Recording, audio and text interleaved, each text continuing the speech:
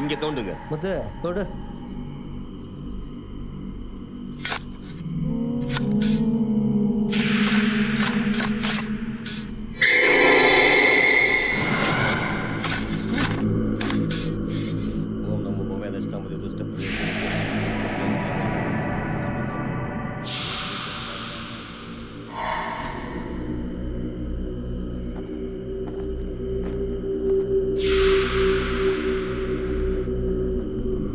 சாமி, இதான் நீங்க கேட்ட அக்னி மூலை.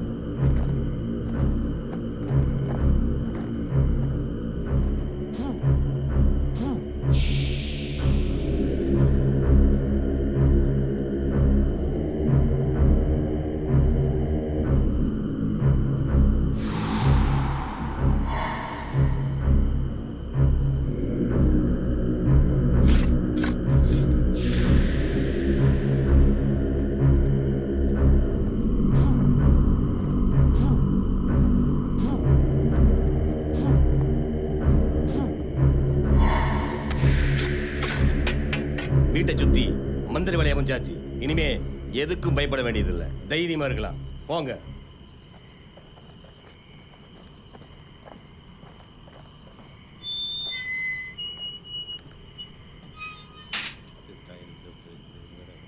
இனிமே இந்த வீட்டுக்கு எந்த ஆபத்தும் இல்லை.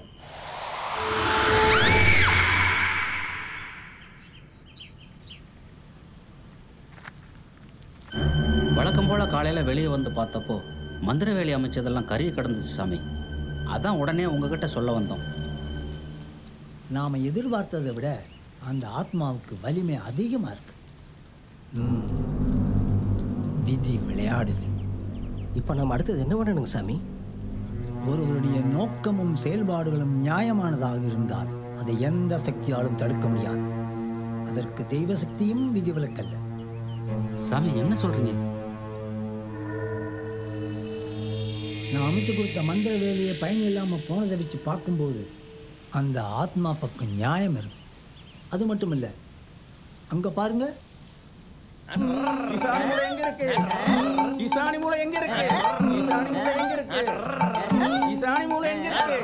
மந்திர வேலை அமைக்கிறதுல நல்ல அனுபவம் உள்ளவங்க இவங்களே இந்த அளவுக்கு பாதிக்கப்பட்டிருக்காங்கன்னா அந்த ஆத்மாவுடைய வலிமையை நாம புரிஞ்சுக்கணும்.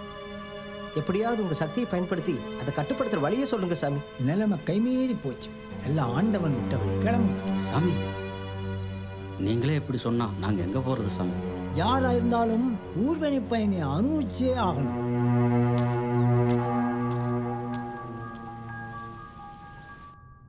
சாதாரணமாக ஒரு கோவத்தில் பேசுனது இவ்வளோ விபரீதமாயிருச்சு. மேடம், வசந்த் சார் கிட்ட பேசினேன். அங்கே நடந்த என்கொயரியில் நம்ம வசந்த் சாரும் முத்தண்ணனும் நமக்கு ஃபேவராக தான் பேசியிருக்காங்க. பட் நம்ம செந்தில் சார் ஸ்டேட்மெண்ட் தான் நமக்கு பெரிய மைனஸ். பப்ளிக் யாராவது சொல்லியிருந்தா கூட பரவாயில்ல, ஆனால் நம்ம செந்தில் சாரே சொன்னது தான் மனசுக்கு ரொம்ப வேதனையாக இருக்குது. மேடம், நீங்கள் எதுக்கும் பயப்படாதீங்க.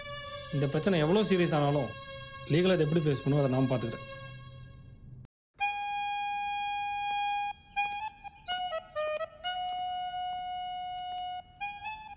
என்ன முத்தண்ண, கார் ஓட்டத்தில் பெரிய கில்லாடி நீங்கள். வெறும் தடைக்கிறதோட மட்டும்தானா? அப்படி வேற நினச்சிட்டு இருக்கியா? டிரைவிங்கில் நான் கெல்லியாக்கும். திண்ணையாக்கு டிரைவிங் கற்றுக் கொடுத்ததே நான் தான். சொல்லப்போனா நான் ஓட்டுறதுல பாதி கூட அவர் ஓட்ட மாட்டார். நீங்கள் சொல்கிறது ஒன்றும் நம்புற மாதிரி இல்லை.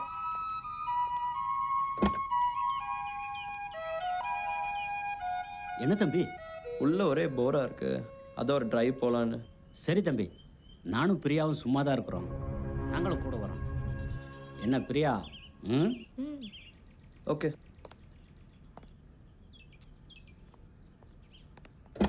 அண்ணே முத்தண்ணே, என்னண்ணே? இல்லை தம்பி, உள்ளே இருந்தால் போர் அடிக்குதுன்னு சொன்னார். அதான் ஒரு ரவுண்டு போயிட்டு வரலான்னு. அதுக்கு இல்லைண்ணே.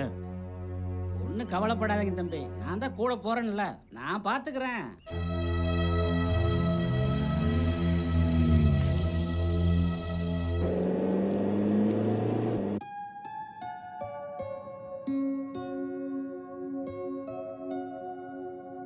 இப்போ ஆரம்பித்து வைக்கிறேன். தம்பி, வண்டியை கொஞ்சம் ஓரமாக நிறுத்துங்களேன். என்னண்ணே? நிறுத்துங்க தம்பி, சொல்கிறேன். வகுத்த கலக்குது, நிறுத்துங்களே.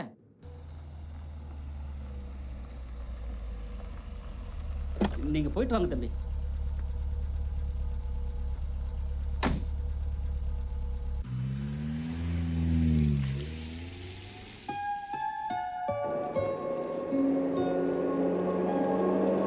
ஓகே பிரியா, நீ டிரைவ் பண்ணுறியா?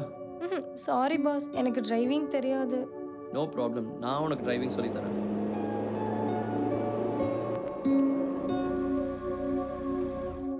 ஓகே பிரியா, நீங்கள் வந்துடு, நான் உனக்கு பேசிக் சொல்லித்தரேன்.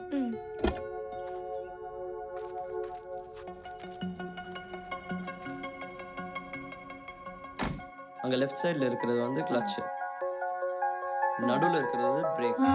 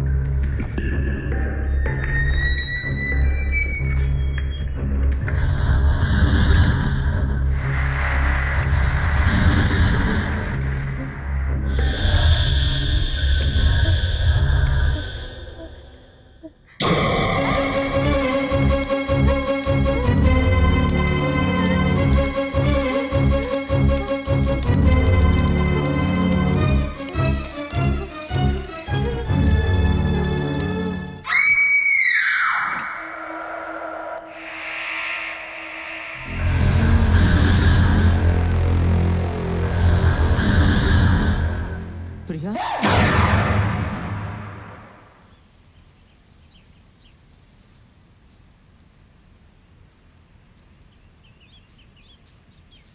என்ன ராமையா, பிரியாவை நேத்துல இருந்து ஆளையா பார்க்க முடியல? ராமையா,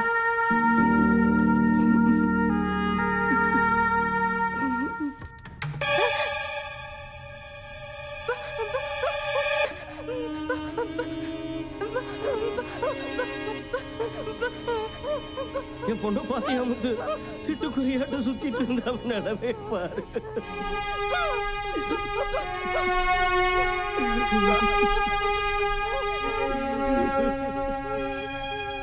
எதையோ பார்த்து பயந்துருக்கான்னு நினைக்கிறேன். இது வெளியே யாருக்கும் தெரிய வேண்டாம்.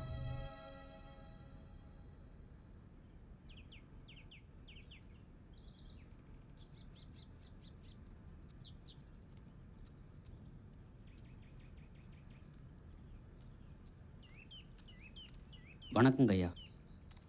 என்ன விஷயமா வர சொன்னீங்க? ஐயா, இங்கே என்ன நடக்குதுன்னு ஒரே குழப்பமாக இருக்குங்க ஐயா. பேயுங்கிறாங்க, பிசாசுங்கிறாங்க.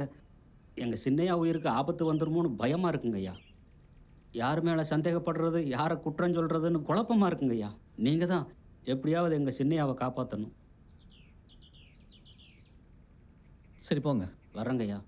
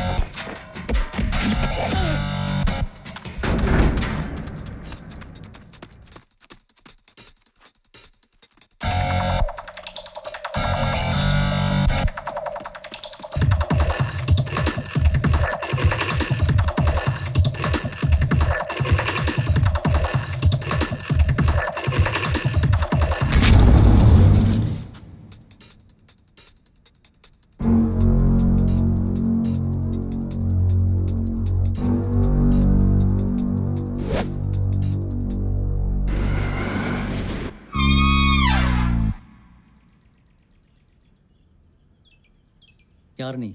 Madhavan, private detective. உன்னை யார் அனுப்புனது? நான் தான் அவரை அப்பாயிண்ட் பண்ணேன். அதான் எதுக்குன்னு கேட்குறேன். மௌனியா கொலை சம்பந்தமா இன்வெஸ்டிகேட் பண்ணி யார் கொலை செஞ்சாங்கன்னு கண்டுபிடிச்சி இந்த கேஸ்ல இருந்து எங்க அம்மாவை சீக்கிரமா விடுவிக்கணும். அதுக்கு தானே நாங்கள் வந்திருக்கோம். சார், இது உங்களுக்கு டியூட்டி. ஆனா எங்க அம்மாவோட லைஃப் பிரஸ்டீஜ் ப்ராப்ளம். எங்க அம்மா படுற மன உளைச்சல் எனக்கு தான் தெரியும். நீங்க கண்டுபிடிக்கிற வரைக்கெல்லாம் நான் வெயிட் பண்ண முடியும். மிஸ்டர் வசந்த், நீங்க டிபார்ட்மெண்ட். சார், நான் உங்க டிபார்ட்மெண்ட்டை பத்தி தப்பா ஒன்றும் சொல்லலை. உங்களை பொறுத்த வரையும் தடயங்களும் சாட்சியங்களும் தான் முக்கியம். ஒருவேளை தப்பான தடயங்களோ இல்ல சாட்சியங்களோ கிடைச்சு அதனால தப்பான முடிவுக்கு வந்துடக்கூடாது. அதான் உண்மையான குற்றவாளியை கண்டுபிடிக்க இவரை நான் அப்பாயிண்ட் பண்ணேன்.